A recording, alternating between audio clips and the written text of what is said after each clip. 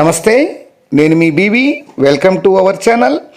ప్రకాశం జిల్లా కనిగిరి నియోజకవర్గ కూటమి తెలుగుదేశం పార్టీ అభ్యర్థి డాక్టర్ ముక్కు ఉగ్ర నరసింహారెడ్డిని గెలిపించాలని వికలాంగులు, వృద్ధులు, వితంతుల సమావేశంలో వికలాంగుల రాష్ట్ర అధ్యక్షులు ధూళిపాల మల్లికార్జునరావు పిలుపునిచ్చారు. ప్రకాశం జిల్లా కనిగిరి నియోజకవర్గంలోని కనిగిరి మండలంలోని పలు గ్రామాల్లో ఆయన పర్యటించారు.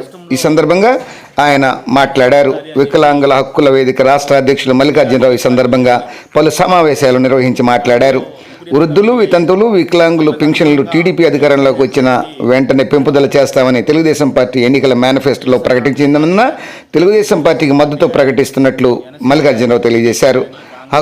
వృద్ధులకు, వితంతులకు 4,000 రూపాయలు, వికలాంగులకు 6,000 రూపాయలు, పూర్తి స్థాయిలో వైకల్యం పొందిన వారికి నెలకు 15,000 రూపాయలు, కిడ్నీ మరియు తలకు మియా వంటి దీర్ఘకాలిక వ్యాధిగ్రస్తులకు 10,000 రూపాయలు పెంచుతామని తెలుగుదేశం పార్టీ అధినేత నారా చంద్రబాబు నాయుడు ఎన్నికల మేనిఫెస్టోలో ప్రకటించడం జరిగిందని, అది హర్షణీయమన్నారు.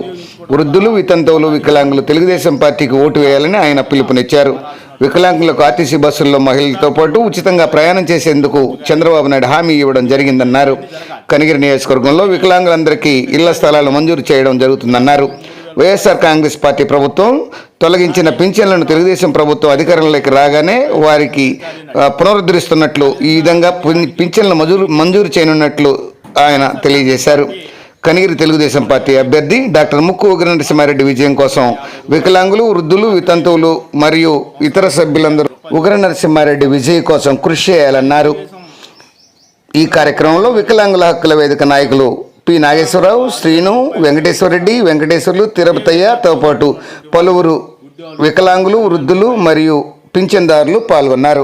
పెన్షన్ పెంచే చంద్రబాబు నాయుడుకి వేయాలి.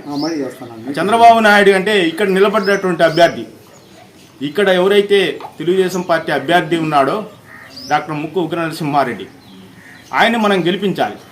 ఆయన గుర్తు సైకిల్ గుర్తు, అందుకని ఆయనకి మనం ఓటేయడం ద్వారా చంద్రబాబు నాయుడికి ఓటేసినట్టు.